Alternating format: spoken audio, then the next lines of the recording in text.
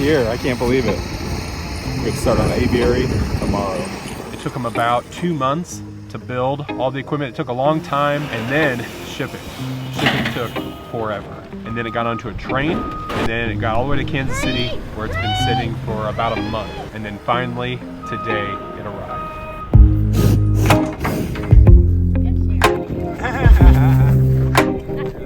That's a big spur.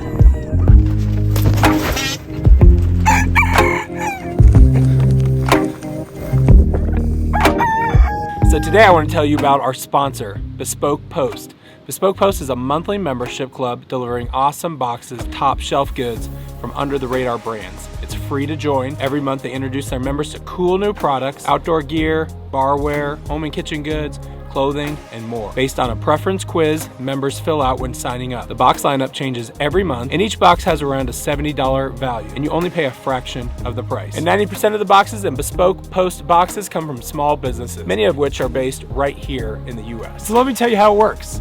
You only pay for what you want. You'll get a box assigned to you each month based on the quiz you take when signing up, and you can either keep it, swap it for a different box, or skip the month entirely for absolutely no charge. Let me show you what we've got in our boxes today. Box number 1 has the Weekender bag. So what I was looking for with all these boxes is to create somewhat of a go bag, or a bag that I could prepare for any kind of event, grab this bag and go, and I would have a lot of essentials that I needed for myself or the family. Eli's now opening the hatchet kit. This one's called the Bare Bones Field Hatchet. Has a nice cover for the axe. Whoa, that looks sharp. Looks beautiful. A perfect tool if we need to get some firewood in the woods or get something to survive with. Box number 3 is the switch box kit. This kit's got a whole bunch of different things to survive. It's got a little LED lantern, a military compass. That's right. It's got a little pocket knife, nice and sharp. It has a starter stone, so you can start a fire in any kind of weather. And then we've got a tri-fold camp shovel, having a little shovel that folds up really small. We'll have it ready to go out in the woods. Awesome. We got it going. Stuff's on fire. We can get out of here. Oh my gosh, it's gonna light the bag up. So to get 20% off your first box, just go to the link in the description and use the code WHITEHOUSE20. Now let's go get the supplies to build our aviary. Ooh, that's hot.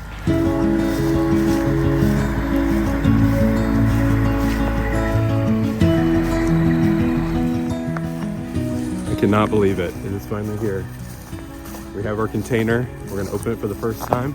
I'm gonna use the SkyTrack, the Sky Lift here, and start to unload our aviary. Here we go.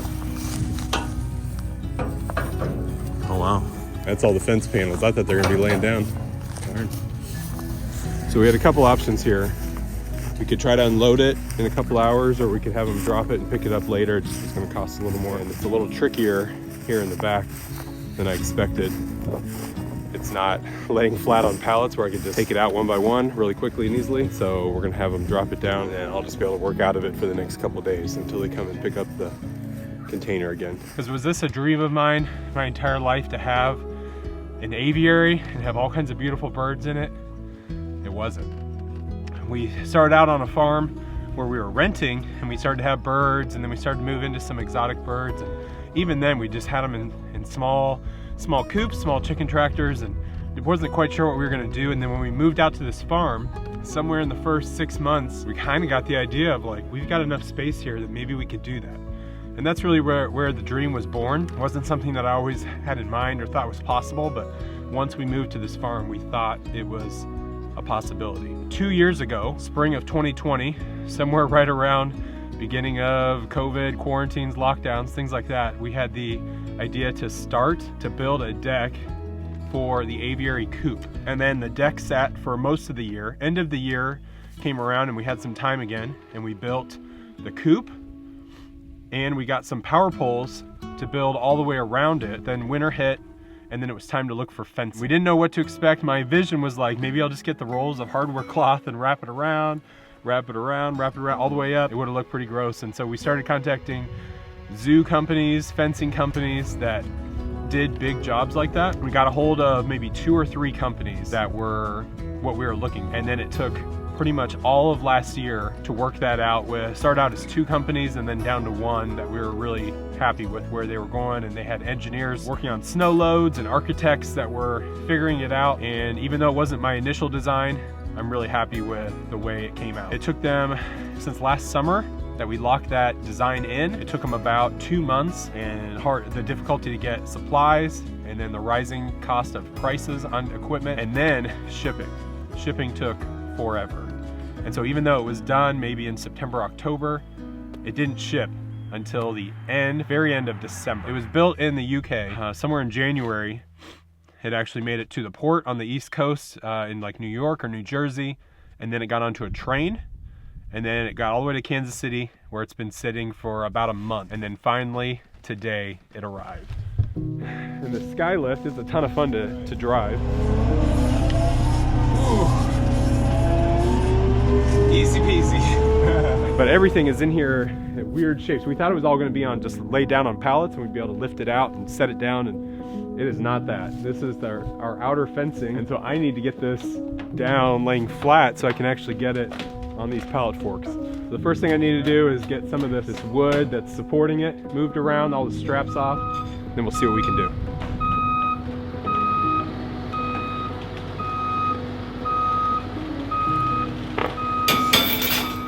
Well, I was trying to pull out that board. It looks like it's screwed down to the floor.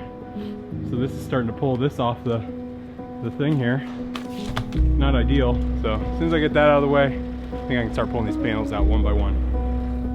Okay, so these panels are really heavy. I'm trying to take one out, and I don't have enough room to turn it, so I can't even put it on the pallet fork, so I'm just gonna have to, I guess I'm just gonna have to toss each one out since I'm here by myself right now. If I had maybe 3 people, something like that, you could probably hand them down one by one, but I think I'm gonna try to roll it out and then just work each one out that way.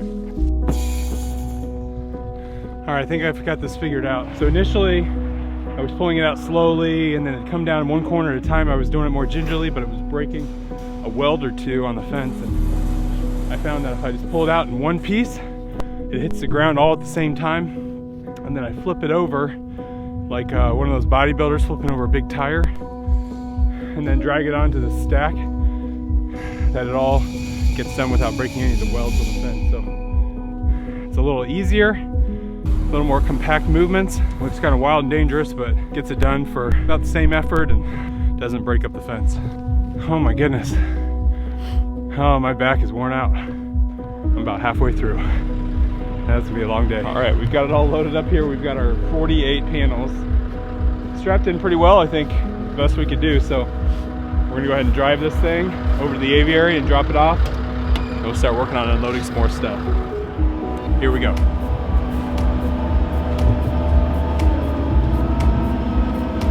This is fun.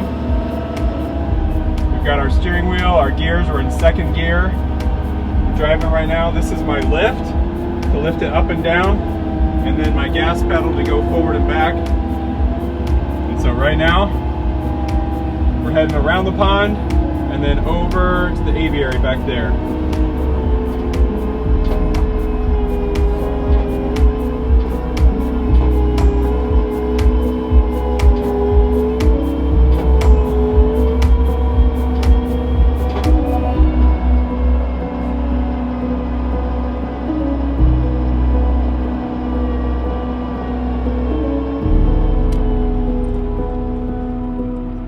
Picked this area a little up the hill from the aviary. I think it'll give me enough room to work on the aviary, around the aviary, and then be able to easily grab this equipment and bring it down to the aviary when I need it. All right, one load down, like 5 or 6 more to go. Let's do it.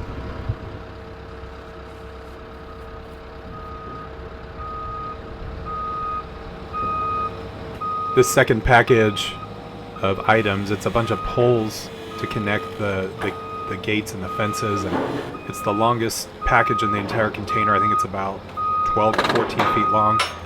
If I had really thought it through, I should have strapped it to the forklift. I think it would have held up, but it was a little scary getting it out of the container. It's gonna fall.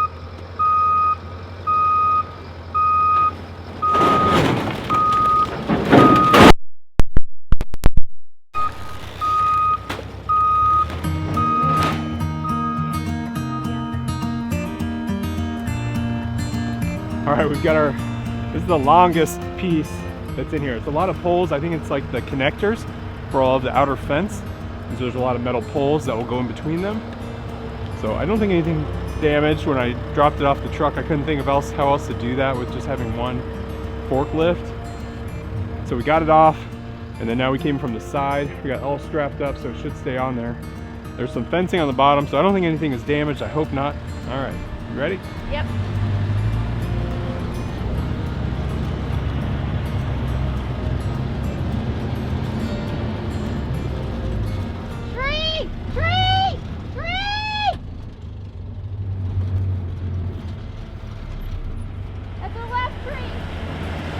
I know he's really mad at me right now, but I planted those trees 2 years ago.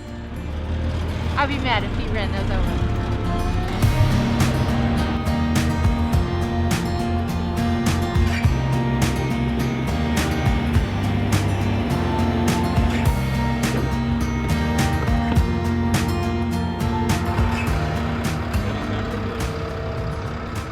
Yeah, let's go.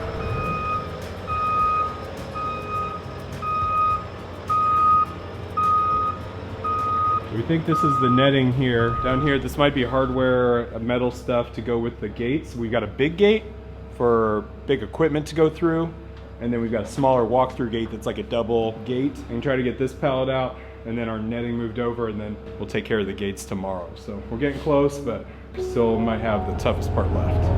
All right, so we're taking the netting over right now. Decided not to strap this one down. We got it on a pallet. I think we'll be all right.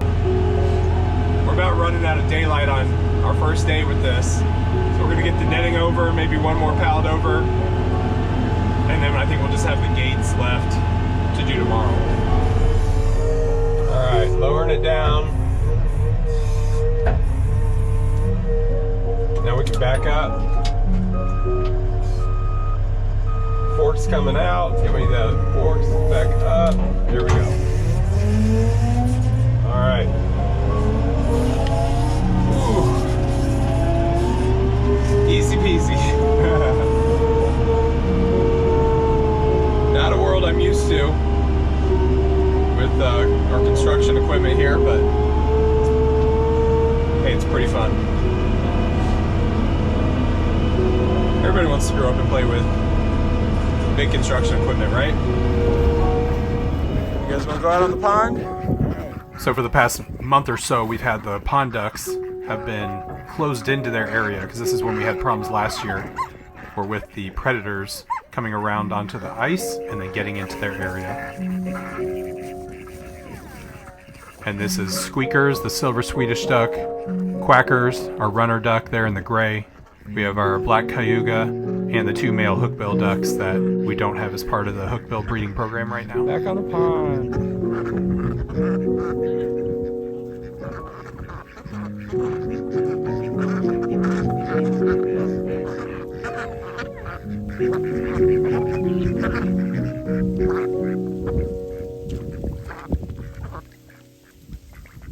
All right, it's our last job here. Let's get these gates out of here. It'd be awesome if I could lift under this and lift it all out. I'm not sure, but I'm gonna undo these straps and see what we can figure out. Man, I think this is a pallet. It's a metal pallet, but it's over here on the side. I don't know how they got this in here. And so I'm gonna have to try to scrape underneath that. Basically, if I could pull that all the way out, I could hook in under that, but I don't know how I'm gonna do that. We'll bring the arms in and we'll see if we can grab something.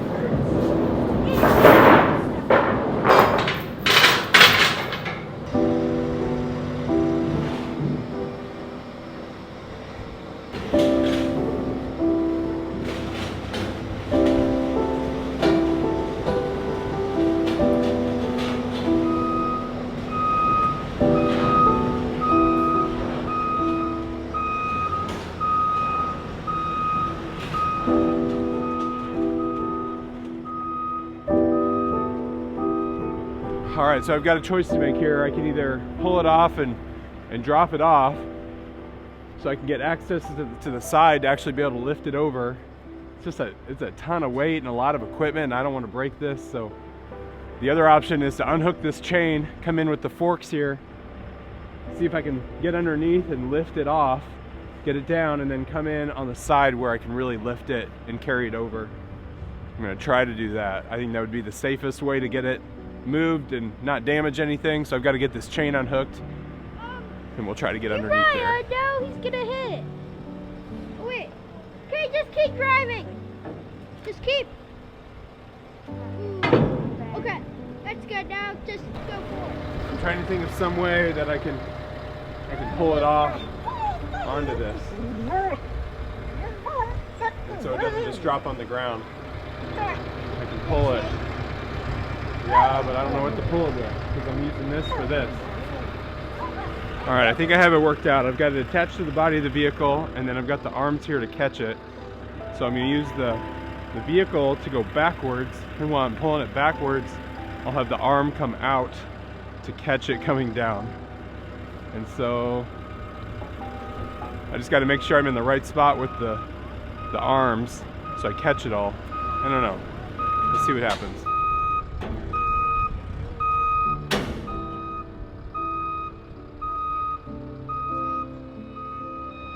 Dad, it's gonna fall! You're at the last little bit! It's gonna fall! Get back, Uriah! Get back! It's gonna fall!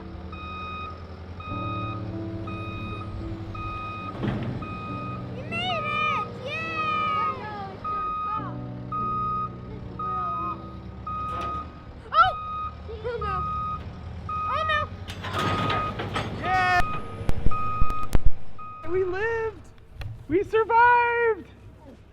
Oh my gosh, I got it down. Oh, okay, that was a little scary. Wasn't quite sure if that was gonna work. The chain was maxed out, so it sounded like it was gonna snap. So happy that it all held and got down. I think now I can come in from the side, strap it to the vehicle, and we can get it over in one trip over there. Oh, how fantastic is that? See you later, Tater. All right, now there's one last piece to move. And then we're done with the skylift.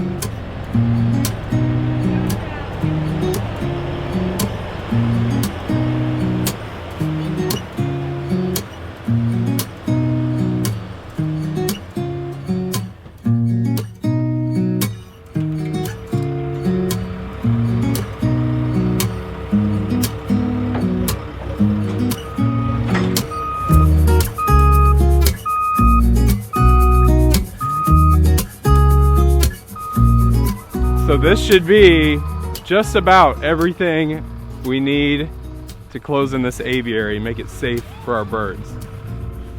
Now I'm going to unpack this and we'll start to go through it. But how exciting is that? Oh my gosh. Whew. We've waited a year to get this stuff. How exciting. Can't wait to unopen it. See you guys next time. Oh, and one last thing. You guys want to know what the aviary is going to look like when we get this all installed. So let me paint you a little picture, and then I'll show you the plans to show you what this is going to look like. So we've got these outer poles out here. Initially, we planned on building a fence all the way right outside of them. Instead, they changed up their minds because of snow load and different things coming down on them, where we're going to put this outer fencing. It's going to be 7 feet tall, 1 foot in the ground. We've got 45 panels going all the way around. Over on this side, it's a double gate for us to drive big equipment through, so we can still work on this after we've got it closed in. Over here on the other side, in between all of our panels that are going all the way around, we're gonna have an airlock, just like you would have if you went to an aviary at a zoo. So you'll have a double door come in first and then go into the aviary itself. It's gonna be about 12 to 15 feet beyond the poles, and then we're gonna have netting up there, and that's gonna start with cables. We're gonna have cables going from the middle pole right there, and they're gonna run out to every single pole. We've got 10 poles all the way around. So there's gonna be cables coming there, and then there's gonna be a cable running all the way around between each and every pole. From here, we're gonna have 2 cables coming down. One, I believe, to the top of the outer fence, and then one to the ground. And so it'll be supported by the ground and then there, so that way these poles and the netting are not getting pulled inward so they don't sag in. They're getting pulled outward to help hold their strength. It's gonna take us a long time to get it done, but I'm excited for the challenge. And then now let me show you what the plans look like so you can get a better picture for what this will look like when it's all done. Pretty exciting, huh? All right, guys, it's time to build the aviary.